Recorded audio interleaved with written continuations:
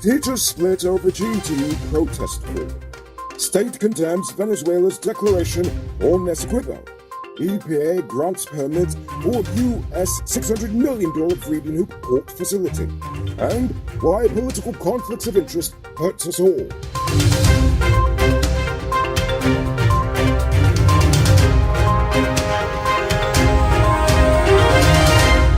I am Noriko Bulford, and welcome to tonight's edition of Uncut News. Day one of the GTU's nationwide strike has commenced, but a number of teachers across the country have ignored the calls to protest, as they, like many of us, are less interested in politics and more interested in getting on with our lives. According to the ministry, just a handful of schools closed their doors, but most teachers reported for duty. However, around 150 persons braved the rain to picket outside of the Ministry of Education's Brickdam headquarters. On Tuesday, the GTU issued a notice to teachers calling for them to protest on September 8th, 9th, and 10th. The strike is a result of the union's dissatisfaction with the reopening of schools and the government's vaccination policies. The Ministry of Education said they won't pay anyone who's absent because they were protesting. Winston Brosington has moved to the High Court to put Kaiser News' assets into receivership. Brosington has applied to the High Court for an order to appoint a receiver to recover income from Kaiser News to satisfy the judgment of $10 million Guyana dollars, which was granted to him on February 12th of this year. In 2014, Brosington filed 19 separate libel lawsuits as he deemed the comment in the satirical Dem Boys Say column to be defamatory. So far, he's won 7 of the lawsuits. One of those brand new police trucks has already been riddled with bullets. This morning, a patrol unit came under fire after they attempted to arrest members of a suspected gang on the east coast of Demerara.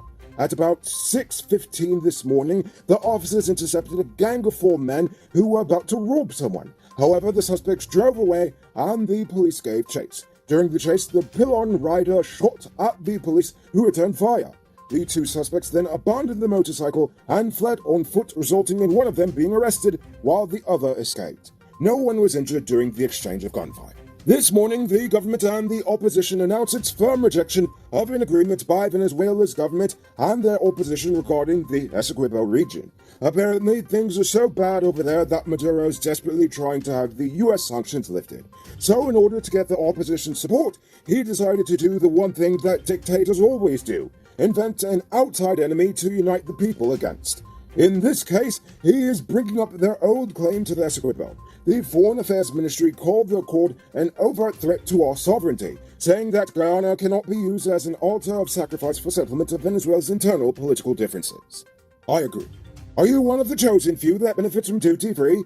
If yes, then check out these amazing vehicles that just arrived at Best Buy Auto Sales. This 2016 Toyota Harrier Grand Sport Edition, this 2014 Range Rover Evoque, and this 2016 Lexus RX 200T are all on sale.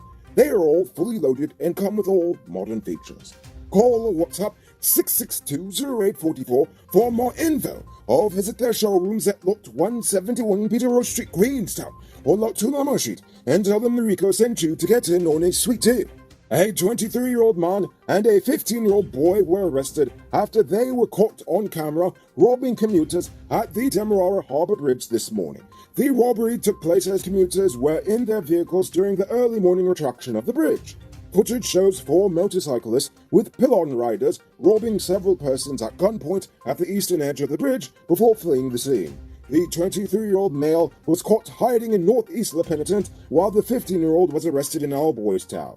Police recovered several goods, including cell phones, a handbag, a makeup kit, 8,100 Guyana dollars, 2 lighters, cigarettes, keys, and a black motorcycle. The other suspects are still on the run. From one story about a bridge robbery, we go to a story of a set of bridge workers that feel like they've been robbed.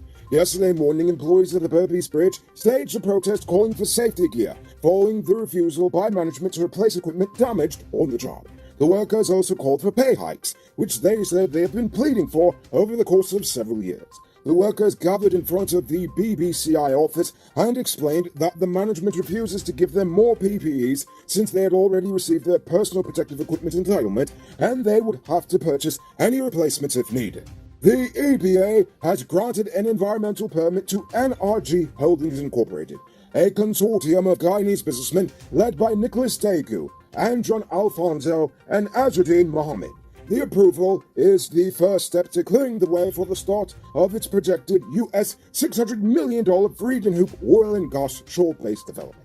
The facility will include an offshore terminal, dry dock facility, a fabrication yard, offshore components, umbilical preparation and spooling yard, administrative buildings to house offices and modernized logistics centers, warehousing, an area for a helipad, a wharf, berths, a dry dock, and more.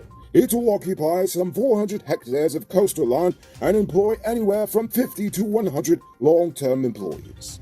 Hey, I'm interrupting this program to let you know that not all truck parts are created equal. Some does work hard without any problems for a long time, while others does make your truck broke down quick and got you running your pockets again. Get genuine high-quality parts from Powered Automotive truck spares and engine parts and extend the life of your repair. They're the authorized dealer in Guyana for Hammer USA products like brake valves, clutch discs, universal bearings, and others.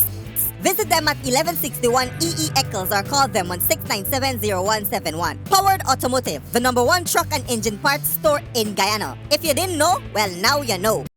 It's now time for today's Run Report. Today, the nation recorded 289 new cases. There are 656 persons dead, 36 in the ICU, 2,476 in home isolation. The total number of confirmed cases around the nation now stands at 27,061. So please, people, wash your hands frequently. Avoid touching your nose and mouth and mask up before you leave the house. When you do leave home, try to avoid enclosed spaces and large crowds, and remember to give 6 feet of space between you and others. Some 12,563 adolescents have received their first dose of the Pfizer vaccine. This represents 17.2% of all persons between the ages of 12 to 18 countrywide. The Health Ministry has so far vaccinated children in regions 2, 3, 4, 5, 6, 9, and 10. Teams are currently in regions 1 and 7, with visits to region 8 expected soon. The Public Works Ministry has just signed an $86 million Guyana contract with JR Ranch Incorporated for the construction of the road from Lethem to Anai in Region 9. The project will be monitored by a 4-man team comprising of representatives from the Ministry of Public Works, the Lethem Mayor's Office, and the Rupununi Chamber of Commerce, as well as drunken mess and part-time woman shooter Region 9 REO Carl Singh. The length of this road is 160 kilometers, and it's expected to take 9 months to complete. And now for our stupid news of the day. You know what I think is stupid? The massive conflicts of interest that goes on in this country every day.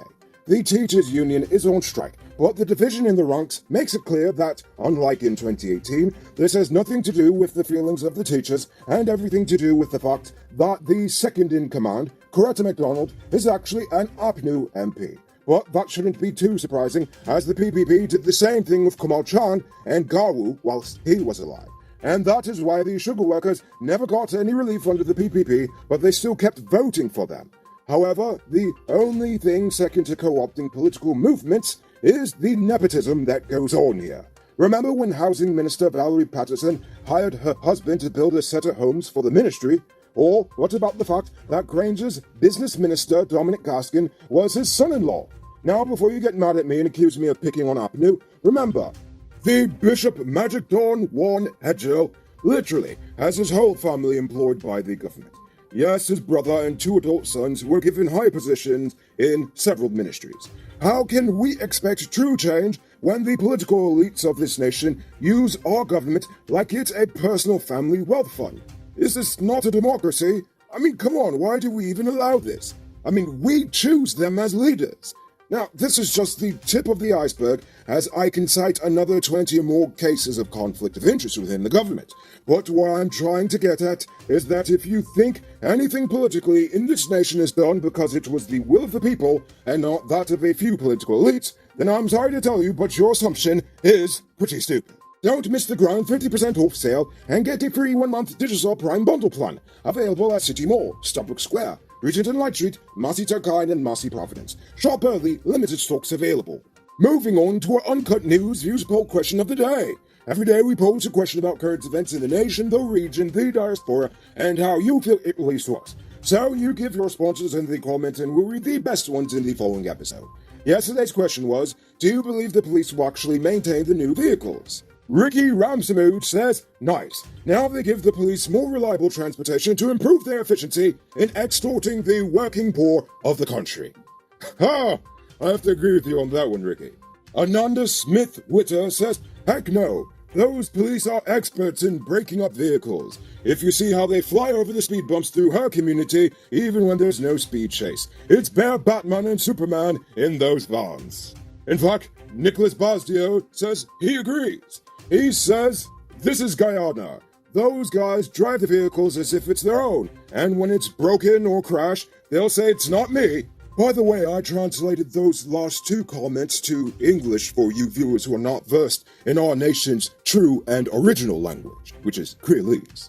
And finally, Jermaine Troll says, I want to be optimistic about it in my comments. However, we are very much aware that since the police force continues to put the keys of those vehicles into the hands of young, irresponsible police officers who have no regards for the road codes, laws, and good driving practices, we are going to see more unnecessary accidents, misuse, and abuse of those vehicles. Sad. Unfortunately, I agree. So for tonight's question, are you for or against the GTU's protest? And if so, why? Think about that question and tell us in the comments below. If your response is good enough, we just might feature it in our next episode. Anyway, that's all the time we have for tonight. Check us out tomorrow for another. Until then, I'm Rico Bulford saying good night, folks. Hey, Uncut News viewers, thanks for watching. You can subscribe by clicking on this button over here, or click over there for more news. You can also drop a comment to let me know if you've made it to the end of the video. Goodbye for now!